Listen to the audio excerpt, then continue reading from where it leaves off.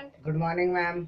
अच्छा, ये बताओ, जब एक व्यवसाय पर एक ही व्यक्ति का प्रभुत्व होता है तो उसे क्या कहते हैं? एकल व्यवसाय। Very good. एकल के अलावा और कौन सा व्यवसाय हो सकता है? साझेदारी व्यवसाय। बहुत अच्छे। साझेदारी व्यवसाय के लिए कितने व्यक्तियों की आवश्यकता होती है? 2 या 2 से अधिक। ऐसा कौन सा व्यवसाय है जिसका अस्तित्व वैधानिक एवं स्थायी होता है? अच्छा बच्चों, आज हम सब कंपनियों के खाते और अंशों के निर्गमन के बारे में विस्तृत अध्ययन करेंगे। हमारा प्रकरण है कंपनियों के खाते, अंशों का निर्गमन। सबसे पहले कंपनी के अर्थ। कंपनी शब्द की उत्पत्ति लैटिन भाषा के शब्द कैम्पनी से हुई थी। लैटिन भाषा में कम शब्द का अर्थ है साथ साथ और पेनिस शब्द का अर्थ है रोटी। अतः प्रारंभ में कंपनी सात से ऐसे व्यक्तियों के समूह से था जो एक साथ भोजन के लिए इकट्ठा होते थे। इसी के बिगड़ा रूप कंपनी है। साधारण अर्थ में उत्तरदायित्व कंपनी सात से ऐसे व्यक्तियों के ऐच्छिक संघ से है उत्तरदायित्व जो किसी सामान्य उद्देश्य की प्राप्ति के लिए स्थापित किया जाता है। व्यक्तियों का ऐसा संघ जो समायोजित अथवा असमामेलित हो सकता है। व्यापक अर्थ में संयुक्त पूंजी वाले कंपनी के बनाए गए संस्था हैं जिसकी पूंजी हस्तांतरणीय तथा अंशों में विभाजित होती है। इसके सदस्यों का दायित्व सीमित होता है। कंपनी का अस्तित्व वैधानिक एवं स्थायी होता है। इसका व्यवसायिक सार मुद्रा के अधीन होता है। कोई भी व्यक्ति कंपनी पर किन्हीं कारणों से व्यक्तिगत बात चला सकता है। कि कंपनी की परिभाषाएं। कंपनी की परिभाषाएं। जिस्टस लैंडले ने कंपनी की परिभाषा इस प्रकार दी है। कंपनी बहुत से व्यक्तियों की एक संस्था है जो कि द्रव्य के बराबर का अनुदान एक संयुक्त कोष में जमा करते हैं और इसका प्रयोग एक निश्चित उद्देश्य के लिए करते हैं। एक प्रोफेसर हैनी के अनुसार कंपनी की परिभाषा। कंपनी कानून द्वारा निर्मित एक कृत्रिम व्यक्ति है जिसका पृथक अस्तित्व होता है, निरंतर उत्तराधिकार और एक सार मुद्रा होती है। कंपनी की विशेषताएं। कंपनी की विशेषताएं निम्नलिखित है। पृथक वैधानिक अस्तित्व, स्थायी जीवन, सीमित दायित्व, सार मुद्रा, अंशों का हस्तांतरणीयता, प्रबंध का स्वामित्व से अलग होना। पृथक वैधानिक से अस्तित्व कंपनी का अस्तित्व होता है उसका सदस्य से अलग होता है। स्थायी जीवन, कोई भी कंपनी लंबे समय के लिए स्थापित की जाती है। सीमित दायित्व, कंपनी का जो दायित्व होता है सीमित होता है। कंपनी बंद होने की अवस्था में आने तक कोई भी व्यक्ति की निजी संपत्तियों का प्रयोग नहीं किया जा सकता है।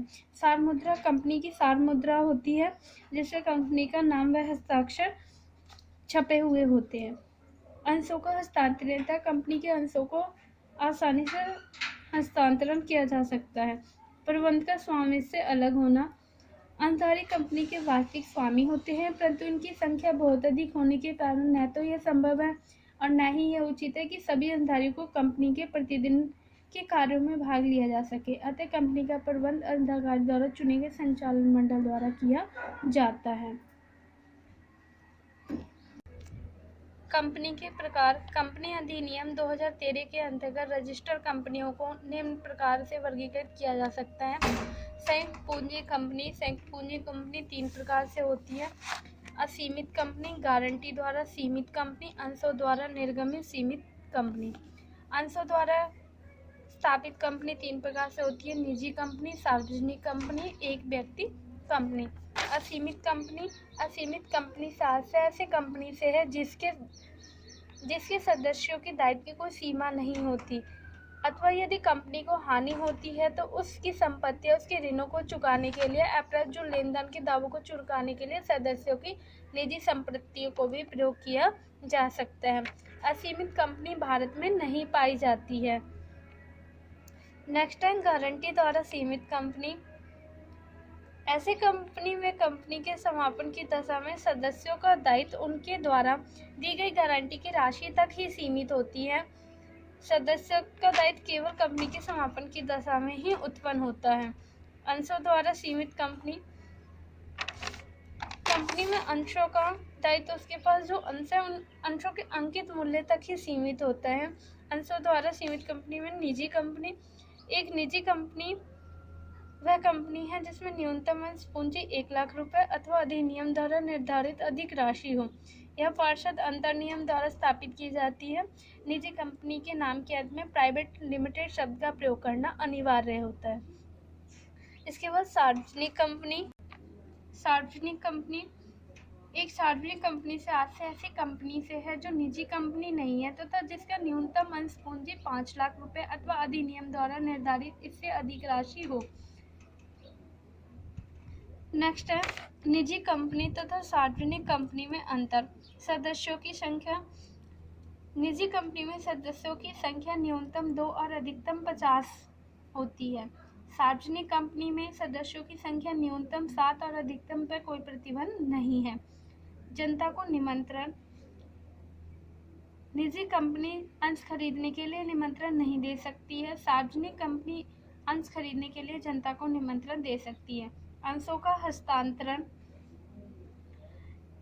निजी कंपनी में अंशों के हस्तांतरण पर प्रतिबंध होता है। सार्वजनिक कंपनी में अंशों के हस्तांतरण पर कोई भी प्रतिबंध नहीं होता है। अंतर्नियम बनाना। सभी निजी कंपनियों के लिए अंतर्नियम बनाना अनिवार्य होता है, परंतु सभी सार्वजनिक कंपनियों के लिए अंतर्नियम बनाना अनिवार्य नहीं होता है। यदि अंतर्नियम रजिस्टर ना कराया जाए तो कंपनी अधिनियम की तालिका ए में प्रावधान लागू हो जाते हैं। नेक्स्ट है संचालकों की संख्या। निजी कंपनी में कम से कम 2 संचालक अवश्य होने चाहिए। सार्वजनिक कंपनी में कम से कम 3 संचालक होने चाहिए। वैधानिक सभा। निजी कंपनी को वैधानिक सभा करने की जरूरत नहीं होती है।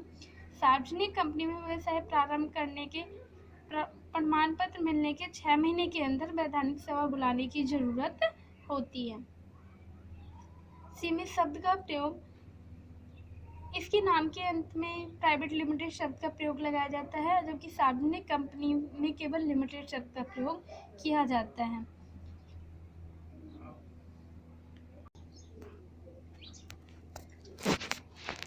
अंश का अर्थ। प्रत्येक कंपनी की पूंजी छोटे छोटे हिस्सों में विभाजित